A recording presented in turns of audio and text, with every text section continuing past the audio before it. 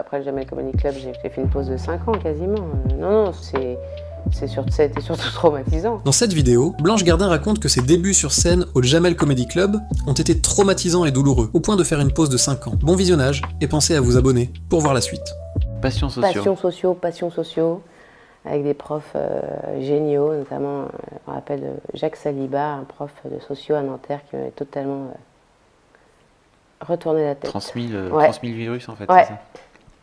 Ok. Voilà. Et t'as fini flic. Et j'ai pas fini flic, en fait, Qu'est-ce que c'est que cette histoire? Ben non, c'était pendant mon débat de sociaux, justement, où en fait, je voulais étudier la police et la culture policière. Et en fait, mon prof m'avait dit, tu n'arriveras pas à étudier... Pourquoi tu voulais étudier la police? Parce que voilà, mes sujets d'investigation sociologique, depuis le départ, ça avait toujours été soit... en gros la marginalité, donc j'ai fait des études sur les toxicomanes, et en même temps aussi, j'étais intéressée par les deux extrémités de l'ultra norme et l'ultra marge. D'accord. Et du coup, voilà, il se trouve que j'ai été intéressée à un moment par la culture policière, l'intégration de la culture policière par les jeunes les gens recrues, qui c'est rentraient. ça? Ouais. Et mon prof de socio m'avait dit, tu n'arriveras jamais à étudier la police si tu ne l'étudies pas de l'intérieur, parce que c'est une institution trop fermée, etc., sur elle-même, et qui n'aime pas trop divulguer d'informations sur elle, etc. Et donc j'étais rentrée chez les flics. T'as passé le concours?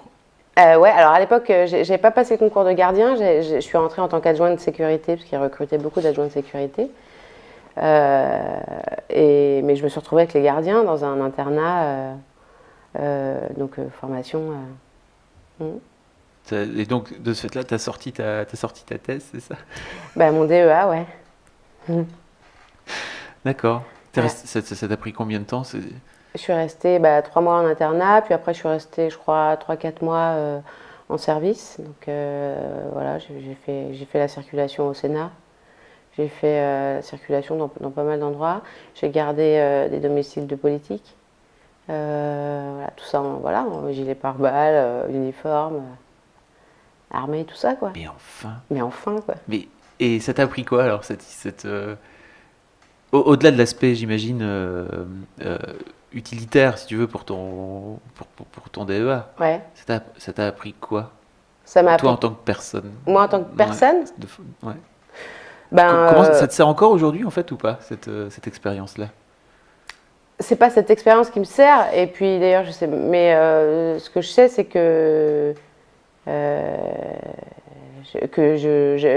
trouve ça cool de se mettre à la place des autres, en fait.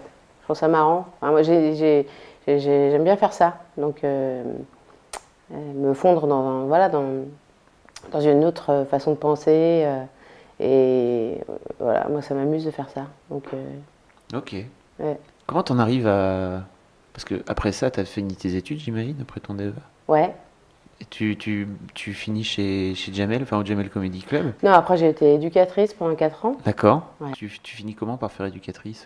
Après des études de sociologie. Ah oui, c'est-à-dire que sociologue, c'est bien, mais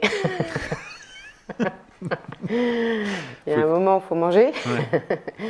Et voilà, du coup, à l'époque, ils n'avaient pas assez de... Ils recrutaient pas mal d'éducateurs. Et ils n'en avaient pas assez qui sortaient du concours, donc ils ont recruté aussi qui n'avaient pas fait le concours. Et donc voilà, moi avec un bac plus 5 de sociaux, et j'ai réussi à devenir éducatrice. Et c'était cool, c'était super. J'ai eu une super expérience en tant qu'éducatrice. Et c'est comme ça, c'est là que tu rencontres, c'est par ce biais-là que tu rencontres Kader Aoun, c'est ça? Pas du tout. Non.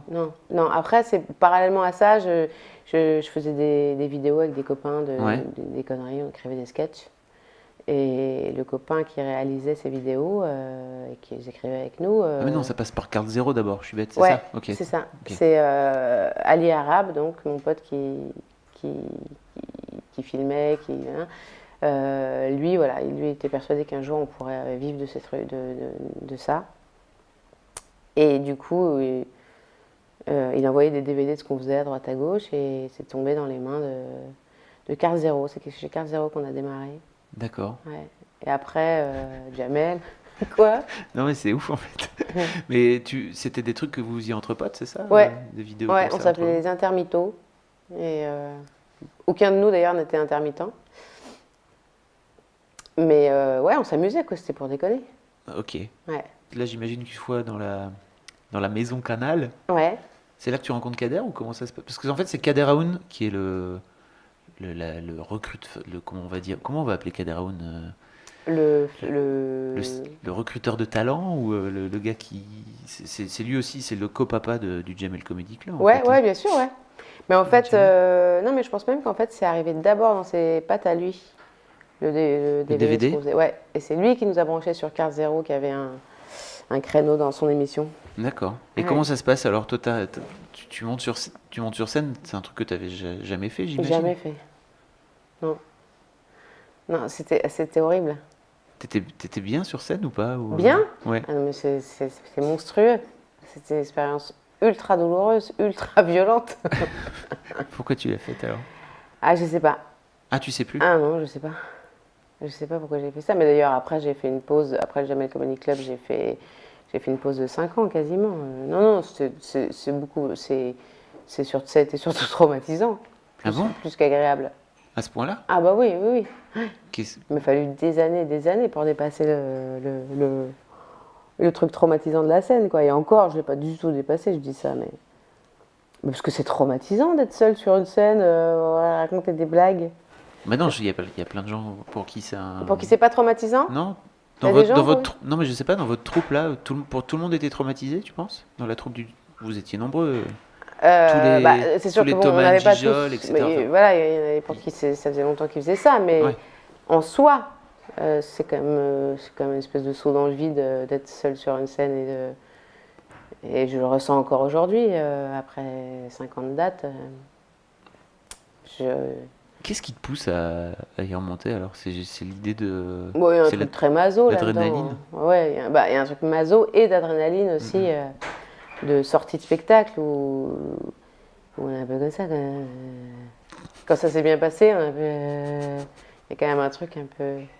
Mais même si, oui, même si tu prends pas de plaisir sur scène et que tu es traumatisé, que tu as envie de mourir avant d'y aller, il y a ce truc de quand tu as réussi À faire à rire. faire comprendre ce que tu voulais faire comprendre aux gens, que le truc est passé, que tu as vécu un vrai moment avec eux, que tu as une salle pleine, tu sors et il y a un truc, il y a une sécrétion de quelque chose. Je ne sais pas ce que c'est, mais Pensez à vous abonner.